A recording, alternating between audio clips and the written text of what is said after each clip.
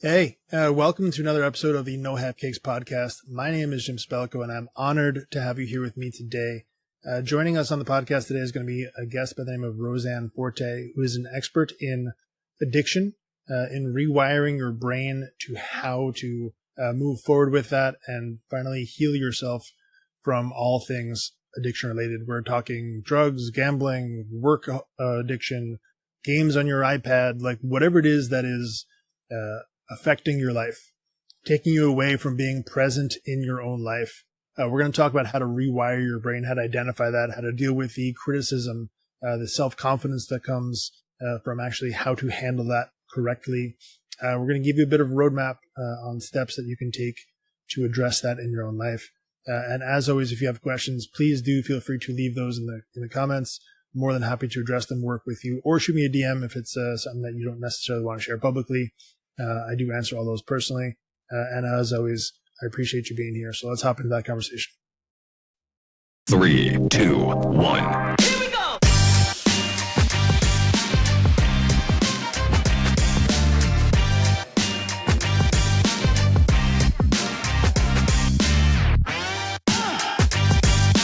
You were just telling me you happen to work for one of the richest people in the world, and I wanted to make sure we started our episode officially before you dive into that story, because I'm very interested to hear what you have to say there. So let's keep going. Let's jump right in.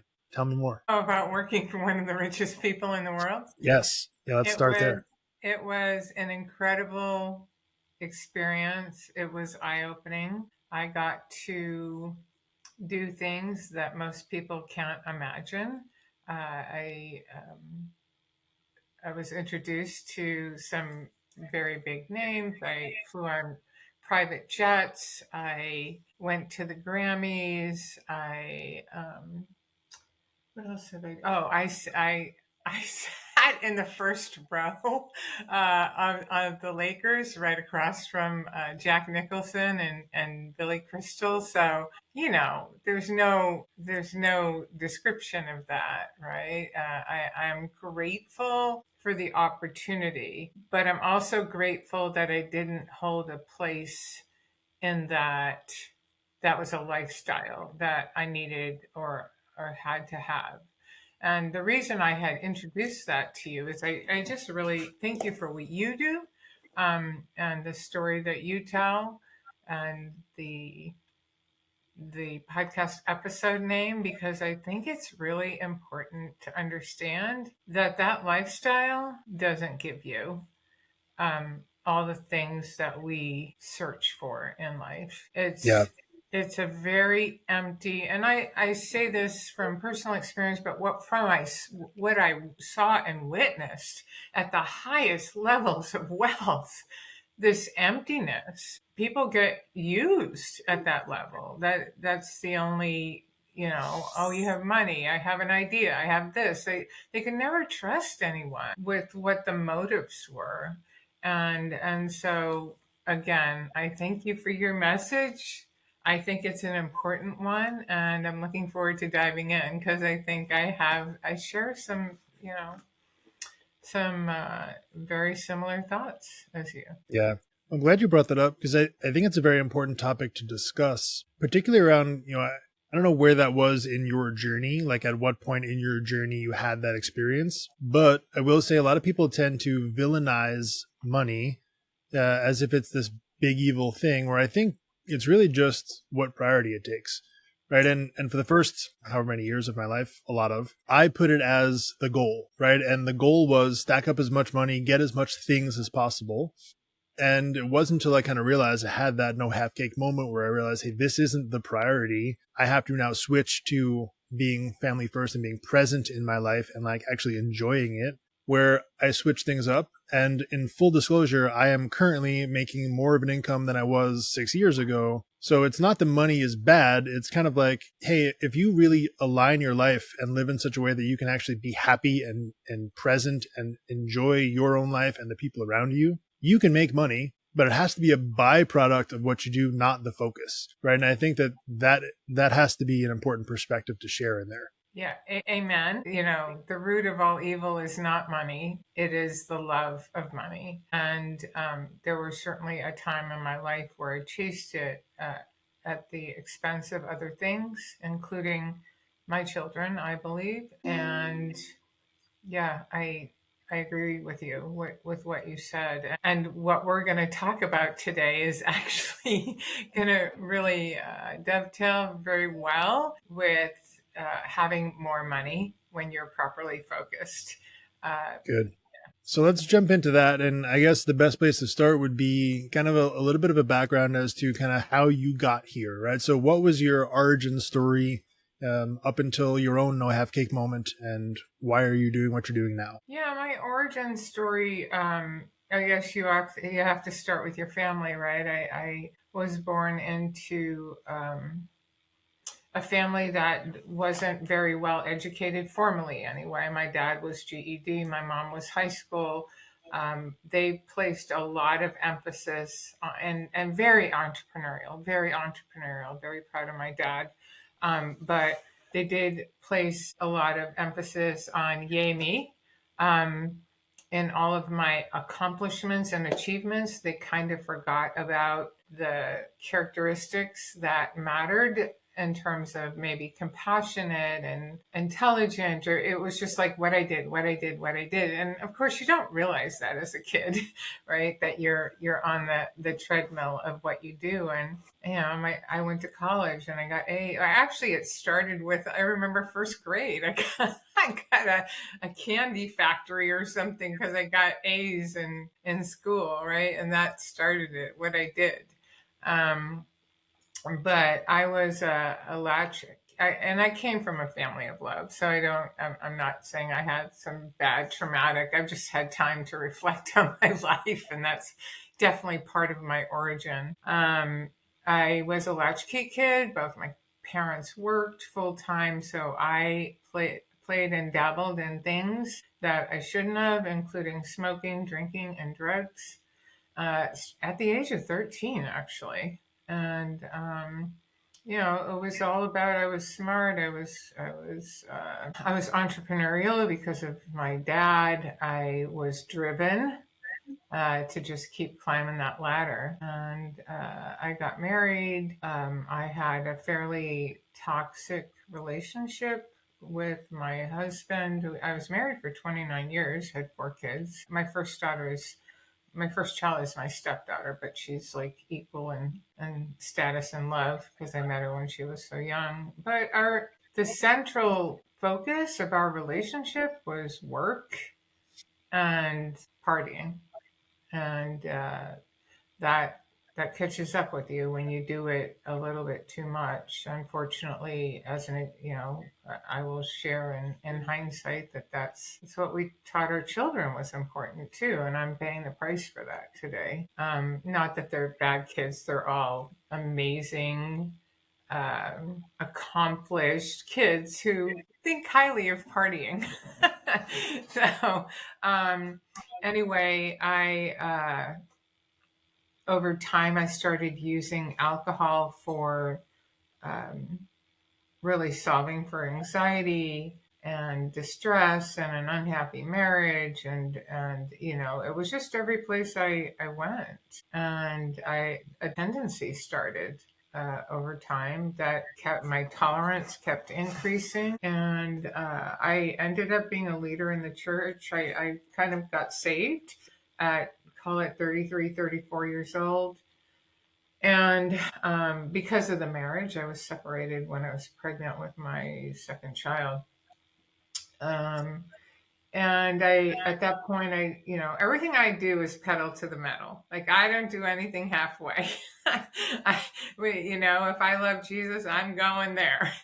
And I was a leader in the church and I loved reading the Bible. And then I was at home and I was pedal to the metal, trying to love my husband and make that work and work hard. And, it was, I guess, a lack of focus. I was like half in, half out, and it took a toll on me. And my marriage collapsed after 29 years. My drinking went off the rails. Secret, by the way. I mean, if you were a close friend, you'd say, yeah, she drinks a lot. But even in social situations, I had a way of hiding it really well. Like drink before I go out, drink moderately when I'm out, and then drink more when I'm home. So it was a pretty good show, and but it was catching up with me. I hated myself. I couldn't stop. I couldn't resonate with a lot of the programs that were available for me to quit. And I refer to 12 step not in a negative way because I know how many lives that saved. But for me, it seemed like a life sentence. You label yourself an alcoholic and then you have to go to meetings for the rest of your life. And I'm like, no.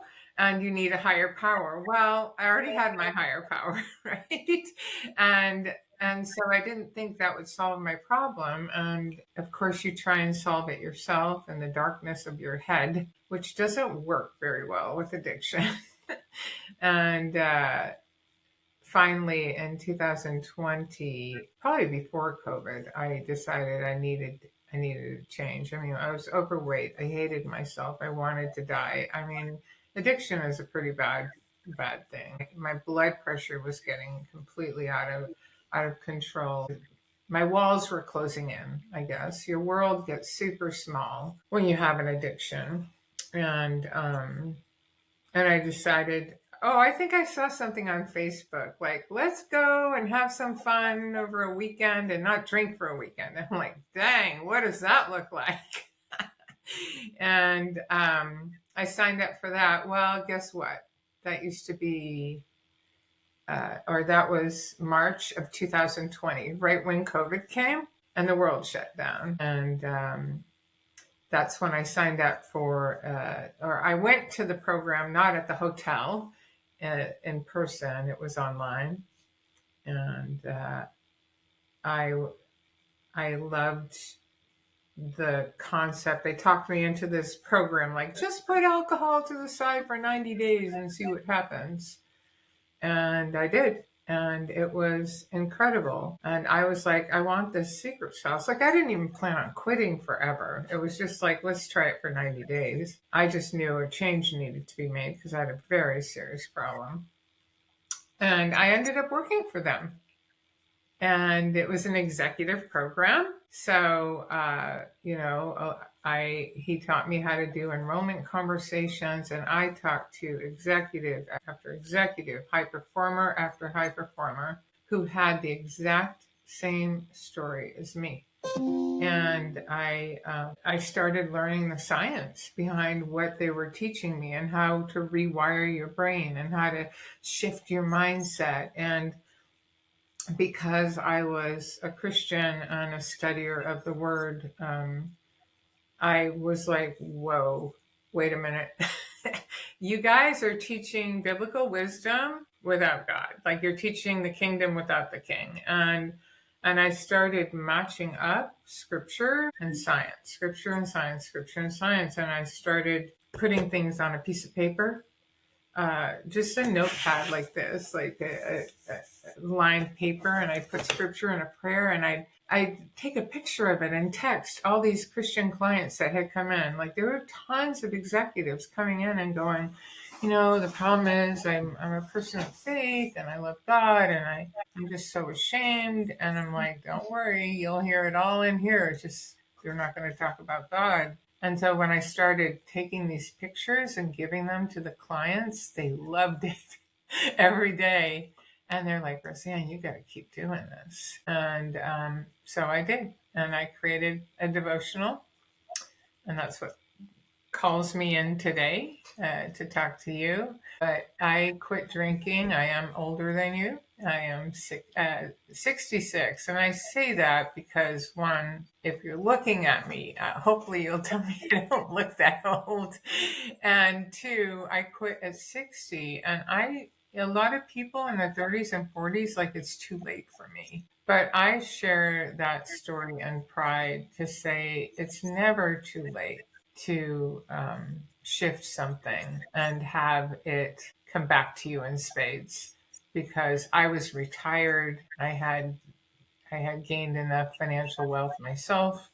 Um, but I've now written in 5.5 years, I've written 3 books, and I've created a course on how to quit drinking. So go figure.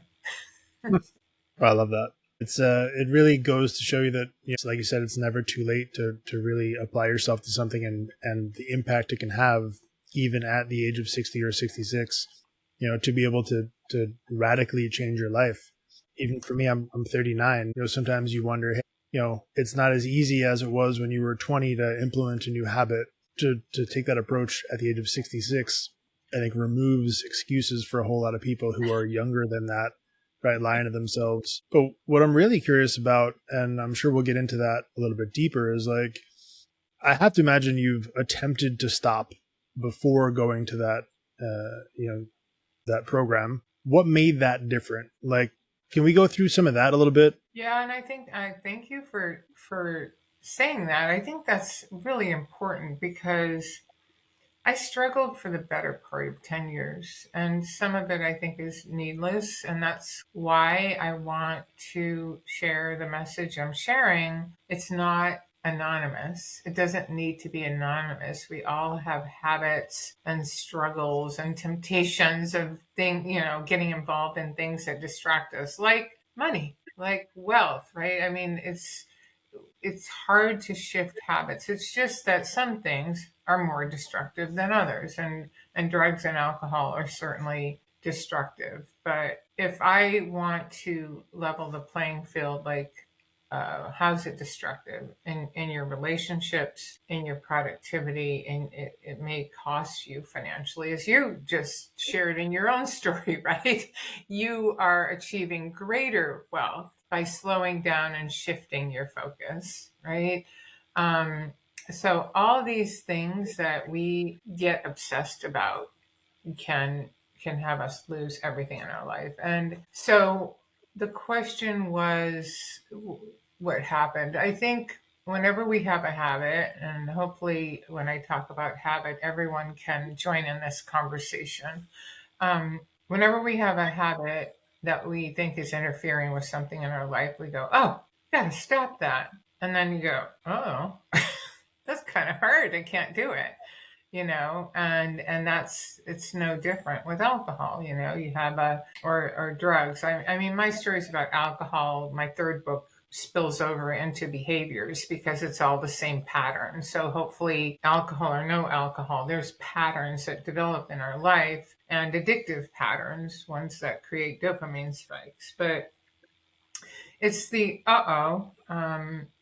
moment, and then you go, well, I got to control this. And so I call it mental gymnastics, and the mental gymnastics are slow and easy maybe at first, but over time they just get to be crazy, like only after 5, only with friends, only on weekends, only on special occasions, only, and then ultimately we can't trust ourselves with the promises that we make. And it is whether or not we understand it. I think most people, if they think about that, it really affects your mental health. Because, for me, it was like, what happened to me? I used to be so goal oriented. You put something there and you go after it, and you just say, yeah, your yes is yes, your no is no. And when addiction sets in, or strongly reinforced habits, you've kind of lost control of the life that you want to have. And it ultimately affects your mental health. And when I was an enrollment coach with that program, I talked to some pretty high achieving executives, venture capital, private jets themselves. And that was one of the questions. Do you think it's affecting your mental health? And, there's a little, well, maybe not, but, if they're honest, it does. Yeah. Confidence. I would say for a man, it affects my confidence. So I struggled. I kept putting, and I struggled in shame because of this labeling. Oh, you're one of those. You go over there, right? You go over there and you go in your meetings and you like, and the whole perception, and we are a high achiever, until you run into what I call the brick wall. So I'm trying to have these conversations with people so there won't be shame, and that we can solve this problem / habit by empowering and choosing a different lifestyle, not by being stuck with a label and living a life of meetings. Yeah, So, yeah. Did I answer your question? it does. And I think there's some important context to that too that might be a little nuanced, but I want to walk through it with you. Is, even thinking back for myself, being someone who was a self-proclaimed workaholic who was in hustle and grind mode, you often think, hey, it's not as bad as, right? I'm not out gambling. I'm not out drinking, doing drugs. I am leaving my house, 3, 4 o'clock in the morning, going to work and coming home 8, 9 o'clock at night, right? So that was my drug. And you lie to yourself a lot, right? You try and say, hey, it's not as bad as X, Y, and Z. And I think that holds a lot of people back, obviously, right? Because again, you're lying to yourself and making it harder to actually overcome the problem. But I also think for someone who does maybe struggle with whatever it is, could be drugs, alcohol, gambling, name it, they sort of put themselves in this like deeper, more desperate situation than it really needs to be. And I understand, again, that's a very nuanced thing to say, because there is maybe more of an immediate health risk than working a lot. And again, obviously super nuanced because, if you're working super early in the morning to late at night, chances are you're not eating well, you're not sleeping well. There's health risks there too. But I think ultimately it comes down to you're not present in your own life because you're always chasing this other thing.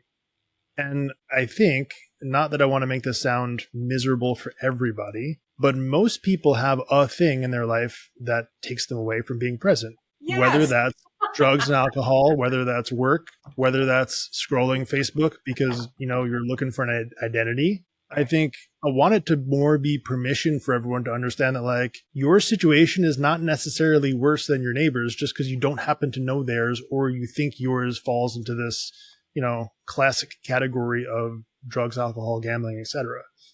Does that make sense? Yeah, well, thank you for saying that, because we shifted, you asked my origin story, and the origin story is alcohol, but the most recent book is exactly what you described. It's called Transform Bias Promises. It's the same neuroscience focused devotional. That's my thing, as I integrate biblical wisdom and science, but it's for life interfering behaviors. And what one of us doesn't have that? And I also want to address the brilliant thing that you said about comparison, because I think the thief, what's that saying? The thief. Comparison is the thief of joy.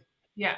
I was going to say it backwards, but thank you. Comparison is the thief of joy. And so when I was doing my enrollment coaching, I learned so much by having so many conversations with people, but men especially. They were like, well, it's not like I'm beating my wife or cheating on her.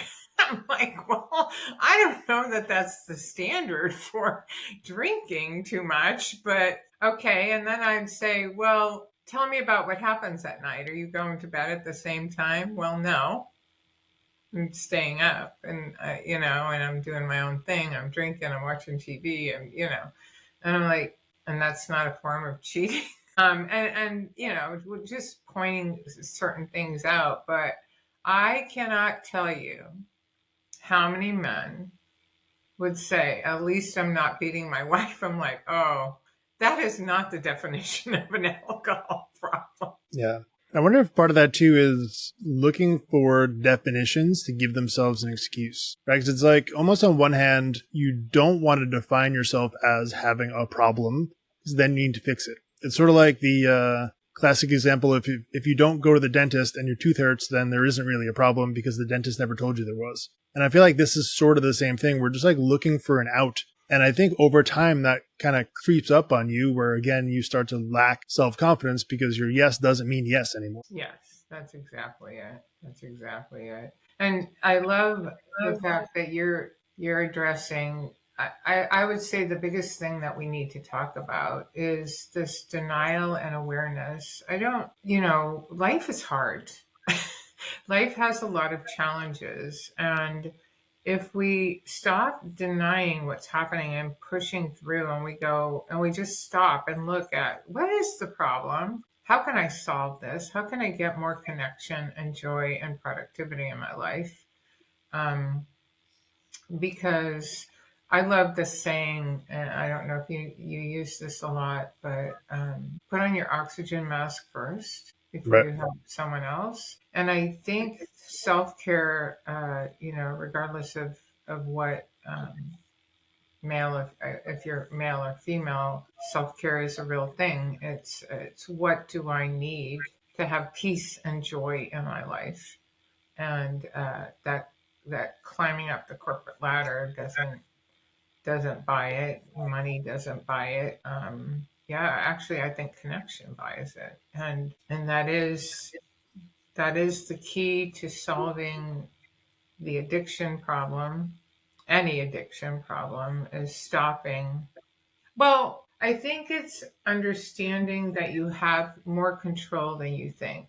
Because I used to think, I don't know if you went through this, but your thoughts come before your feelings, come before your actions. And I used to think my thoughts were me and I didn't have control over them. And once I could separate the fact that I have control over my thoughts and my thoughts create my feelings and my feelings create my actions, when I could separate all that, whoo, that's a big powerhouse right there. Yeah.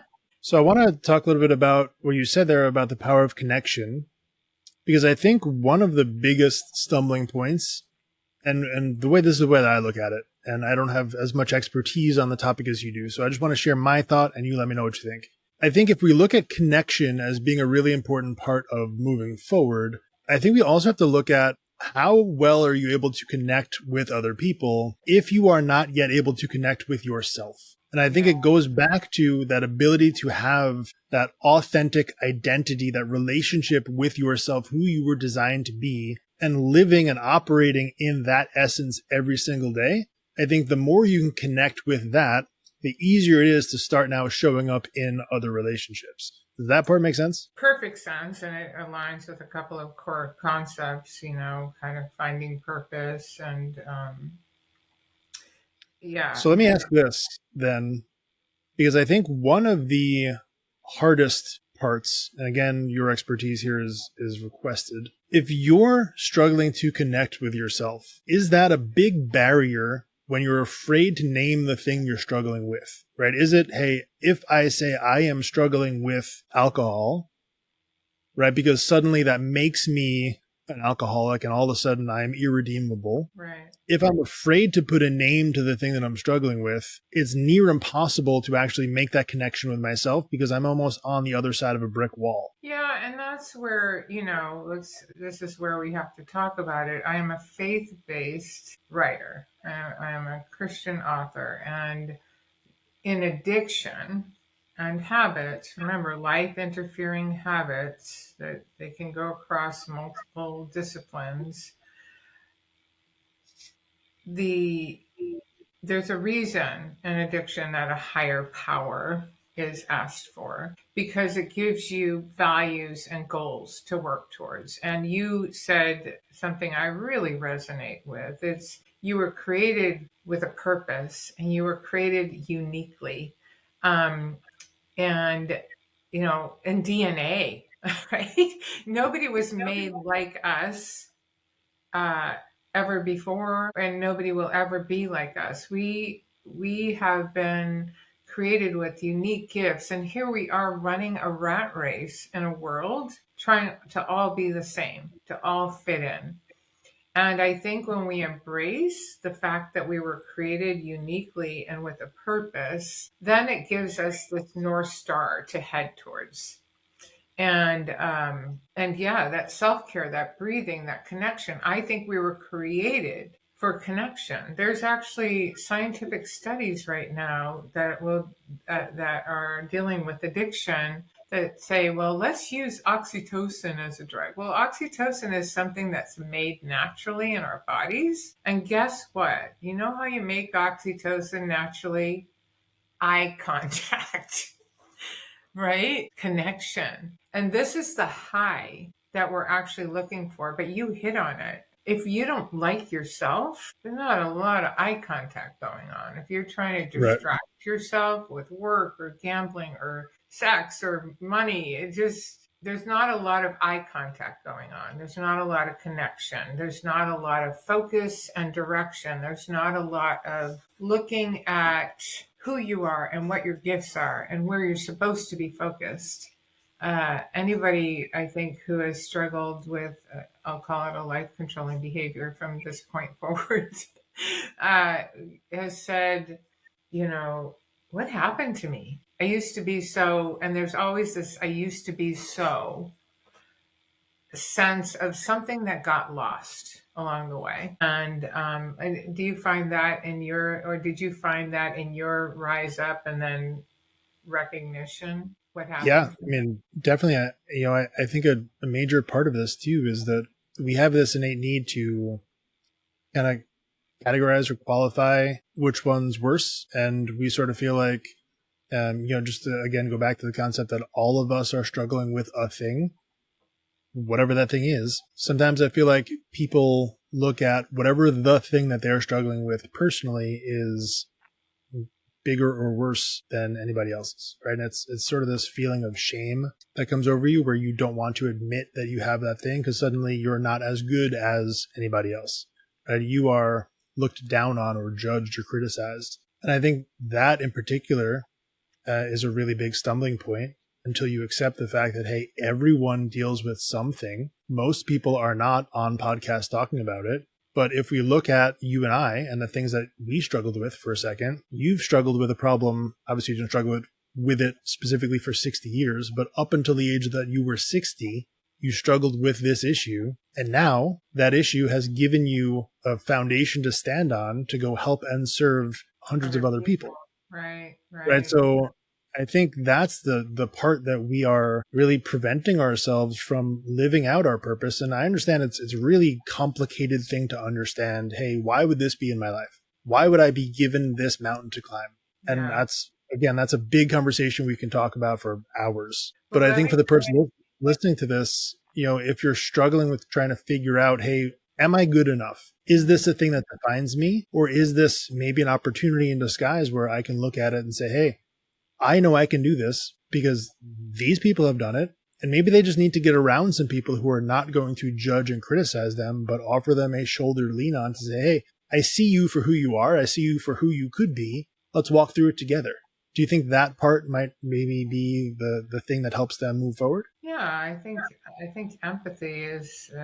I think when we normalize and we just say we're all in the same boat. I still struggle with stuff. I went from actually I missed the part where I told you I was a chain smoker. I used to smoke 2 to 3 packs of cigarettes a day. Like I said, I was I was a pedal to the metal kind of person. Didn't do anything halfway. And but cigarettes, and then that transition to alcohol, and now and you're gonna laugh, and everybody does, but this is a real thing. Now my biggest struggle is chocolate cake. I have other struggles, but we're all tempted with something. And chocolate cake, it makes me overweight. It makes me feel bad. It interrupts my sleep. It's bad for my health, right? And by the way, it's not a piece of chocolate cake. It's a lot of chocolate cake because I don't do anything halfway. But yeah, I mean, there's always something diverting our attention. And when we can normalize that, especially in the church where I live, because there's a lot of people in the church that, well, I'm supposed to be good now. I have God. I'm good, right? So you can't eat. You're really hiding, which is a lot of the executives I was talking to. Well, I'm in the church and I'm a believer and I don't, this shouldn't be a problem. Well, you know what? It is for all of us. It is for all of us. Yeah. I think too, how sad it is for a person in that position to be afraid to show their own struggles. If you want to be a leader, I think you have to be able to humble yourself and say, hey, here's the thing I'm struggling with, to show that A, you are human, and B, to show the rest of your team what it's like to go through struggle, to give them hope that they can do the same thing as well. And I really think, if you're in any kind of position of leadership, whether it's your community, your family, your business, whatever it is, just encouragement to own it and say, hey, here's the thing I'm struggling with, because it gives a little bit of freedom and a little bit of permission for other people around you to accept that they might have a thing they're struggling with too. And, I really feel strongly that, if you want to be a good leader, you have to be a humble one. Yeah, I see that both as an executive and and the family unit, when you can just look at a situation and go, I'm sorry, that was wrong, and or just share, like, right now I'm just having a hard time showing up today because of this. It's just authenticity. And the social media thing doesn't help, but I think there's more people talking about truth, and like you and me, trying to get the word out there and make it okay. I think we get in danger sometimes. So even with social media voices, like, you just have to do this, you just have to do that, and you don't. These aren't changing habits, and behaviors are not easy fixes. Like changing the physical structure of your brain, because that is what's happened. When you have a neural pathway that's changed and you practice something, just think of the easiest thing, driving to and from work. You can do it without thinking. You can be on a phone call, you can not pay attention, and somehow you end up from your driveway to work. You didn't make a wrong turn, you didn't get in an accident, you drove well. That's from practice. That's just your subconscious mind going into action, doing what it was designed to do. Remember routine behaviors so they become easy and automatic. But that also changes the physical structure of your brain. But the good news is neuroplasticity can rewire it and change it again. Yeah. Yeah, I often think about the example of walking up the stairs for that, because you really don't think, hey, lift up your left foot, move your left foot forward a little bit, put your left foot back down. Like, you don't think about how far your foot has to travel. You just walk up and down the stairs. And much the same, there's definitely been times where I'm like, I don't really remember the last 3 exits. And here I am. I didn't crash into anything. But, I do agree. I think it's much the same. And there's good and bad to that, obviously, because, some of those bad habits are ingrained in there where they're a little difficult to remove because they just become kind of second nature. But I think if you understand that that's possible, then it's also possible for you to rewire them, like you said, for good habits to take their place. But I imagine there's a bit of a process to that, right? Yeah, and it really starts with, again, we're just going to say awareness. I'm just going to pitch another book I wrote, Prepare to Quit, since I'm an alcohol/addiction person. But it's that awareness. It's the get rid of shame, realize there's a problem, realize what it's costing you. Think about what your life could be like if you remove the habit. Like, that's what people forget. And a lot of this is based on hope and wanting to find a new me. Remember, you're at a point where you're like, what happened to me? And now you've got to analyze what happened to you. I made work too much of a priority. I started checking out with substances. I started going to the casino. I started watching pornography, whatever it is, right? What happened to me is usually that behavior. And then how do I stop it? Is you have to know your triggers. Because otherwise your unconscious or subconscious mind starts just going, oh, I'm stressed, boom. I'm going out to a party, boom. You just need to realize those points. I need to relax, because I have had another thing that I transferred to. I'll just be honest with it because I think a lot of people have this, but I started, doing games on my iPad, and they're super fun, right? And they're really relaxing. And then I went to I need to take a break. I'm gonna go sit on the couch and play a game. And then all of a sudden, it's like 2 or 3 hours of my day, and I'm putting $5 here and $5 because they and remember, I'm good at everything I do. I don't do anything halfway.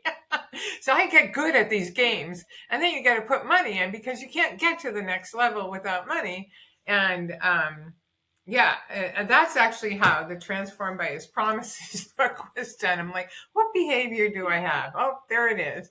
Uh, but it's this awareness of what it's costing you. So in that situation, time, it was Yeah. just sucking up my time and more and more and more. And then, it wasn't breaking me, but I was looking at the credit card bill and how often I was refilling the bank, and it was just like creeping up. And I'm like, this is not good.